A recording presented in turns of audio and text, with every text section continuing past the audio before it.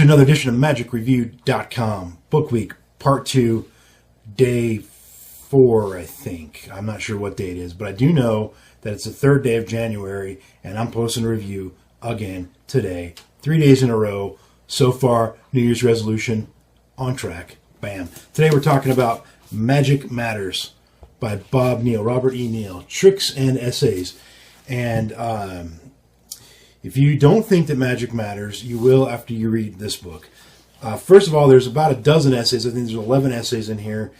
And there's almost 50 effects. There's something 40. I stopped counting. It's over 40 effects. We'll call it 4 dozen-ish. Very well illustrated, as you can see. Plenty of illustrations. Let's flip here to another one with illustrations. Oh, I don't know. There you go. There's a nice image for you. That gives you a good sense of the variety of stuff you will find in here. Everything from buffalo poop to, the Holocaust to very dark subject matters to very light and fun subject matters. A range of everything in between. I mean, everything you can imagine. It's all covered in here. And I think that the best way to explain this is from the quote from Max Maven that's on the back of the book and in the ad copy. And it says, if this book doesn't tickle you, you're not feeling. If this book doesn't annoy you, you're not thinking. If this book doesn't inspire you, you're not breathing. Max Maven. Jeff Stone says, if this book doesn't move you, you're dead. Now, it might move you negatively or positively. I don't know. That's going to depend on you. Like I said, there's almost 50 effects in here. All of the methods are very simple things. They're nothing complicated. And anything that's, that one that I first showed you with the look like they're putting a bracelet around the wrist. It's not hard. It's just intricate, but it's very well illustrated. So all the effects are extremely well described and illustrated and so forth. So you shouldn't have any problem doing anything in here that you want to do. The question is, will you want to do the kind of magic that's in here? And all I can tell you is you're going to have to decide on your own based on the ad copy. So I will tell you this. This is a theme that I'm liking in Bob Neale's books, which is an essay about some subject and then several tricks that sort of tie into that essay. I really like that. And so you'll find stuff in here that will probably offend you, some stuff in here that'll make you laugh, some stuff that might even make you cry. There's some sad sort of, I don't know if depressing is the right word, but certainly sad stuff in here. And I mean sad as in the subject matter, not that the trick was sad. It's stuff that will move your audience. It'll move them to laughter. It'll move them to tears. It'll move them to maybe nausea. I don't know. Again, there's a trick about buffalo poop. Anyway, so there is a ton of stuff in here. And here's the thing. A lot of magicians just haven't grasped this concept that magic is important. Magic has meaning. Magic matters, right? Magic matters. It does. So many magicians are so caught up in themselves that they forget that the magic is meant to be, it's there for a purpose. It's a tool. It's a tool to I don't know if bind you to your audience is quite the right way to put it, but to connect you to your audience, to bring you and somebody else or a group of people together. And you are the instrument. The magic is the instrument in your hands, I should say. And people are really good with that instrument and people are really bad with that instrument. And oftentimes the magic becomes incidental because the magician doesn't care about the magic and the magician doesn't think that the magic matters. And it does. And when you read this book, you will be inspired. You'll be uplifted. You'll be encouraged. You might be offended. You might be sad. You might be happy.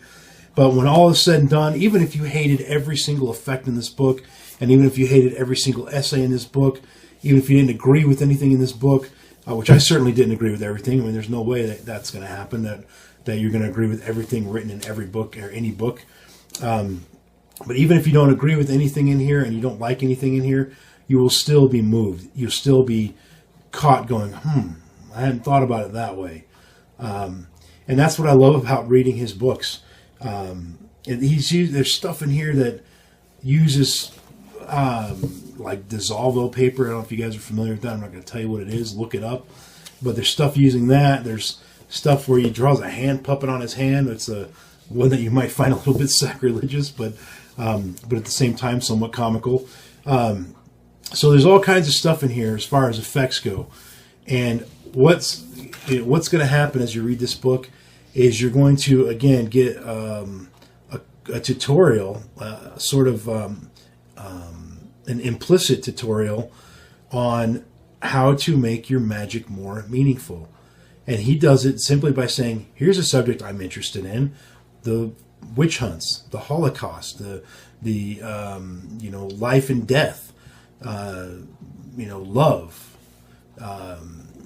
religion, whatever. There's subjects that I, Bob Neale, am interested in. Therefore, let me write a little essay about it, and let me come up with some effects that tie into those subjects I'm interested in. So the magic has meaning, and it matters. And who does it matter to? It matters to you. You, the reader. You, the magician. Magic should matter to you. And so, when you read this book, that is what you're going to find. By example, you're going to find a guy who knows how to take subjects he's interested in and make them into effects that are meaningful to him.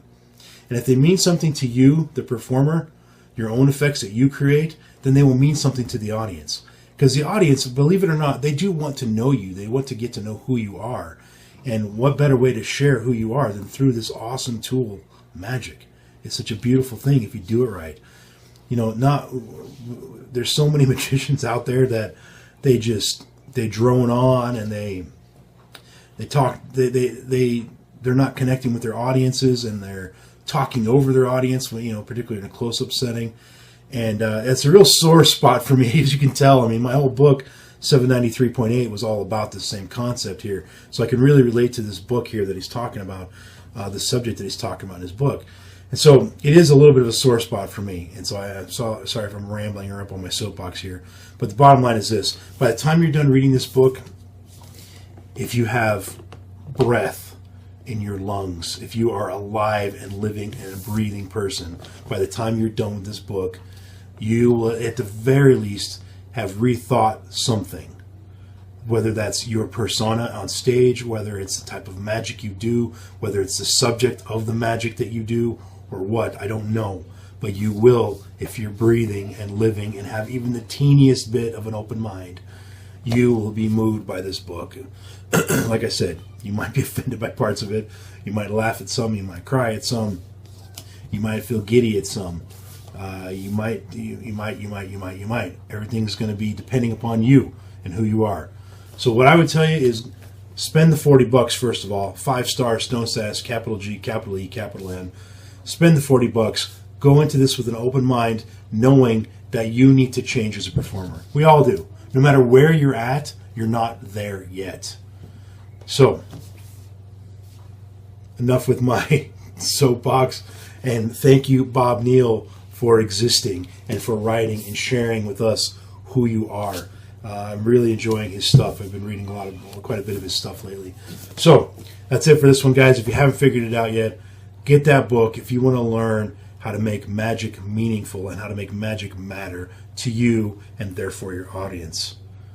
Thanks for watching that and listening to my rant. Now, while you're subscribing and liking my channel, as you should, listen to the Random iTunes Song of the Moment. Oh, man. Jim Bridger by Johnny Horton. I love Johnny Horton, man. Classic old. I don't know if you call him country, but that's kind of the category I put him into. Jim Bridger. Anyway, his songs are typically they're based on true historical events, which is what I like about his stuff. So check out Jim Bridger. I'll put a link to that in the description below. Thanks for watching, guys. See you tomorrow. Yes, tomorrow. Peace out.